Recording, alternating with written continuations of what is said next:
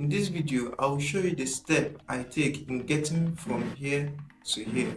And if you do like this content, like and subscribe to this video. The first step is going through a brief, because without a brief on knowing what the logo is used for, what the logo will signify, what people the logo has to attract, and creating any logo without the knowledge of that will be creating a logo in vain.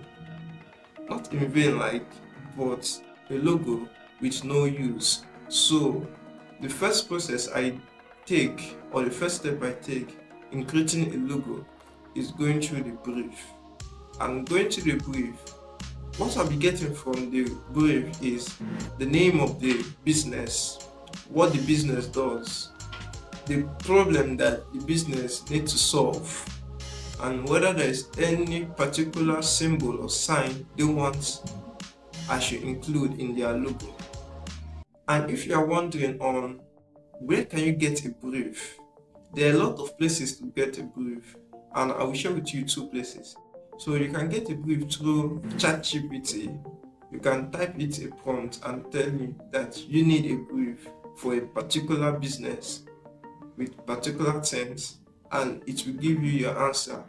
Or if you are not having access to ChatGPT, you can ask your siblings or your friends to create a business and give you the name of the business. And that is it. From there, I will move now to the second step, which is sketching out the initial ideas. So it may sound odd, but that is what I do.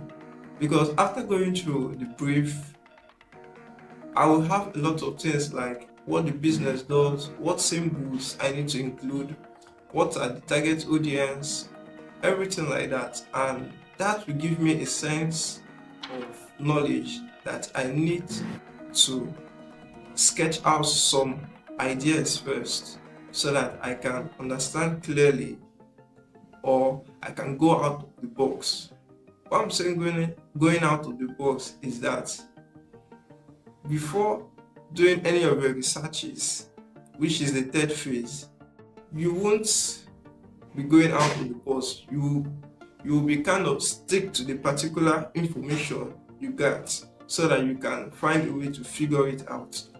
But initial sketches kind of take you out of the box, because you won't know what the competitor does, the type of logo the competitor has, the type of target audience the competitors are following in that same category of business.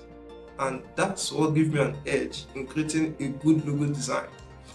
And the next step I said was research.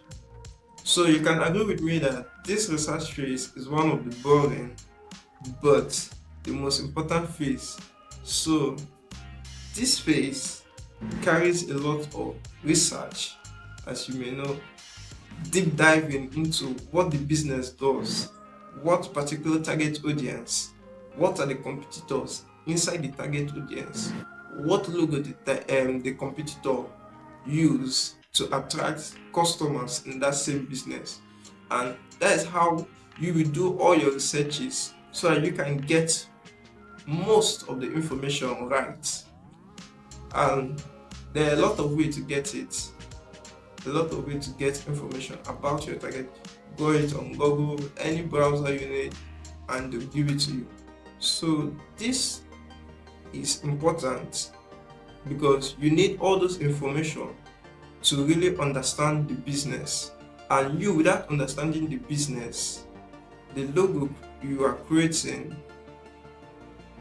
will kind of fall out of the business. Not knowing the business is not knowing what the brand does. And not knowing what the brand does is not knowing the particular logo that will fit for the brand.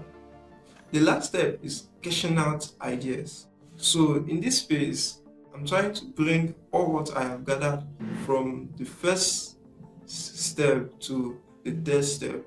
This stage is just combining everything into one. And as I'm doing it, I already know the particular purpose of the logo, what the business does, and everything that entails the business. And now I'll be fully diving in on the sketches of the logo.